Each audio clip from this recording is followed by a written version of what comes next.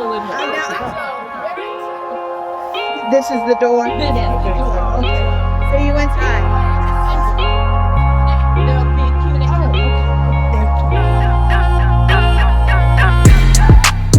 Right.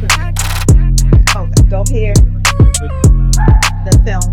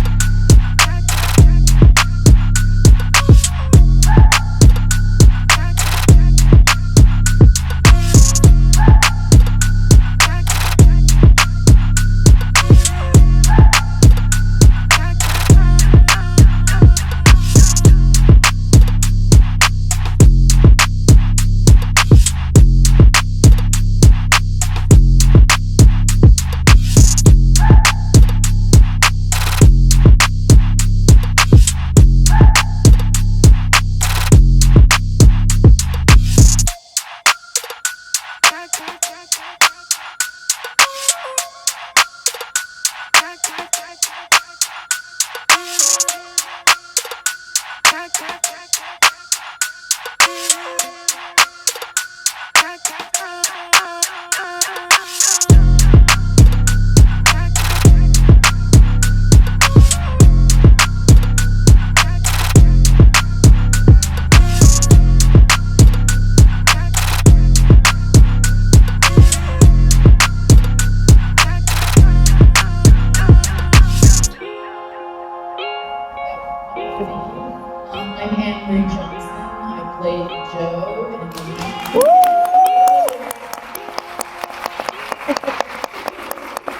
And I'm one of the producers.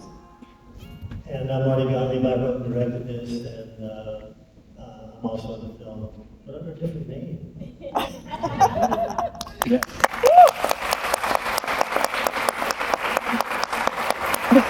All right, so to start off some questions, I wanted to field. Hope, you do a really interesting portrait character study in this film that I found amazing, and it's kind of both inspiring and sustaining and destructive hope. And I wondered, what was your process of approaching like such a strong emotion from all those angles? Well, I think that hope is a wonderful thing.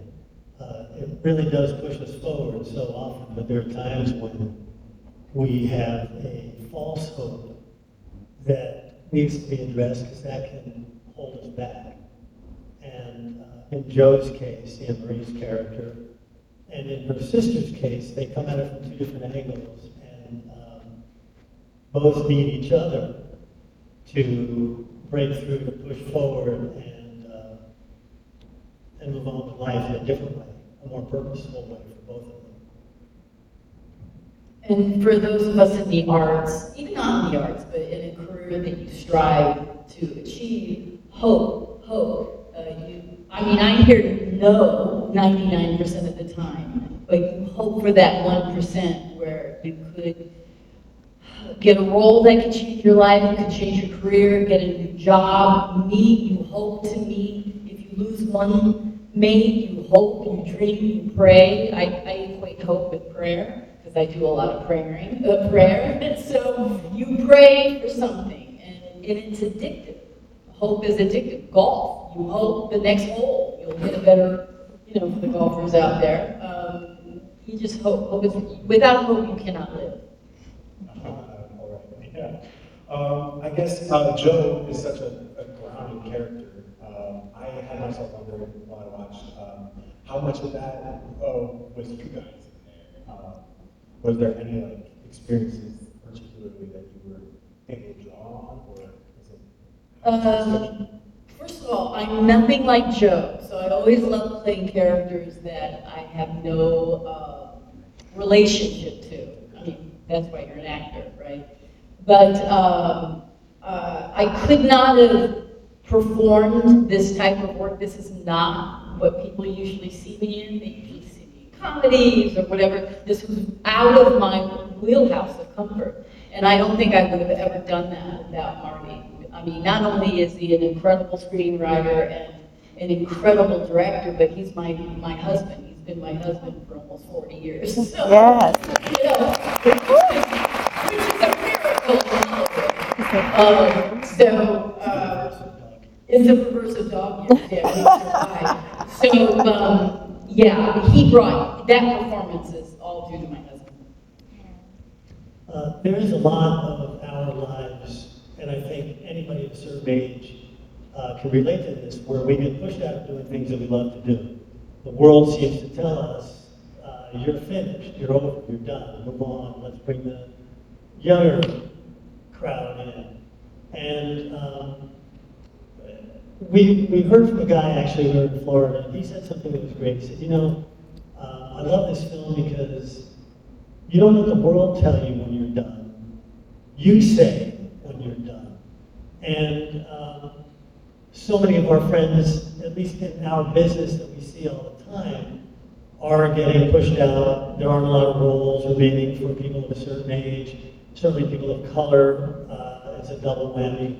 And the exasperation in there that you see in Jo's character and in her sister's character also, because she's being pushed in a certain direction by medicine, hopefully are portrayed in a way that's relatable to all generations.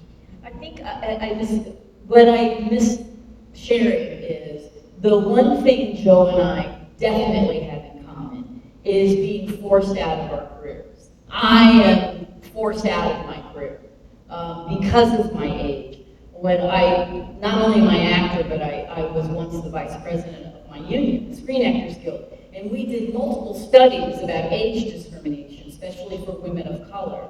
And for women of color, your career basically ends at age 35. Whether you look 35, it doesn't matter. Producers, casting directors, creators of content know your age because it is made public, which it really should be against the law, considering how much discrimination there is. So I saw the tide turning for me in my career. But this happens to everyone. It doesn't matter what career you are in. There is a time clock. There is an expiration date that is forced on us, and it only happens in this country.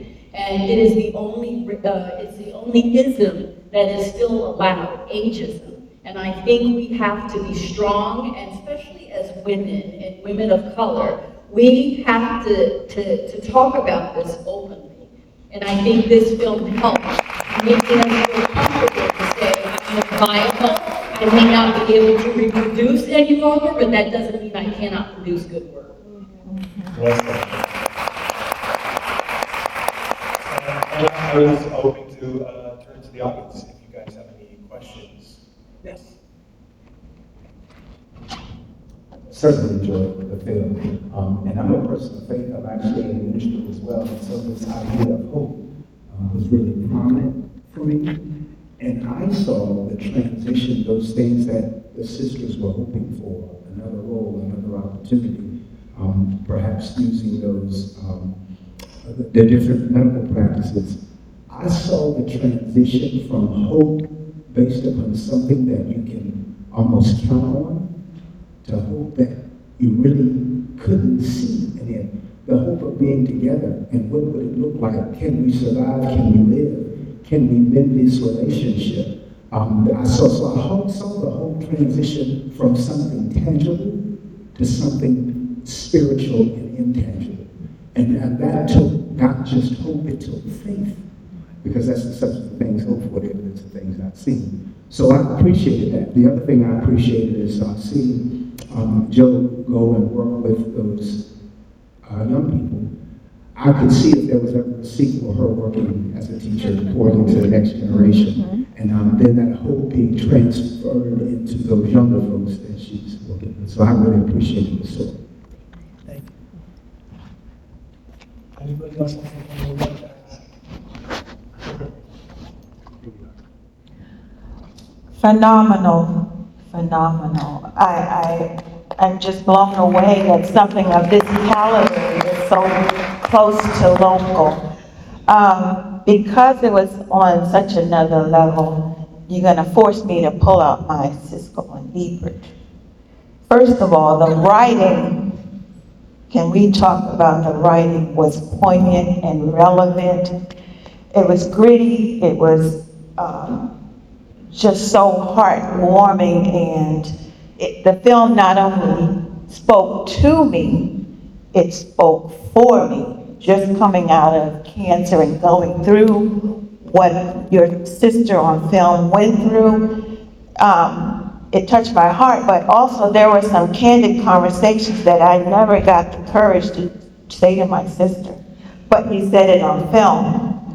And I wish I had the courage to cry and tear, but I always want to be strong and I don't want to be weak. And it just spoke to me in that you cried through the journey and you felt through the journey, and you and your sister had the tough conversation. So as a cancer survivor, you spoke for me, things I never said. And also you spoke about women of a certain age, and you left that open, because who's to say what's the age that we get kicked out? I remember just a few months ago, the social media body shamed, I believe her name is Millie Bobby Brown. And they were saying she looked so old and haggardly, and the girl is only 20. So it's not just, you didn't make it a point of over this age, or it happens to women when people perceive you a certain way, they're able to affect your career. So this film spoke to me and for me, and thank you for investing your time and your money for this conversation. It's not a popular one, but thank you. Thank you. One more round of applause.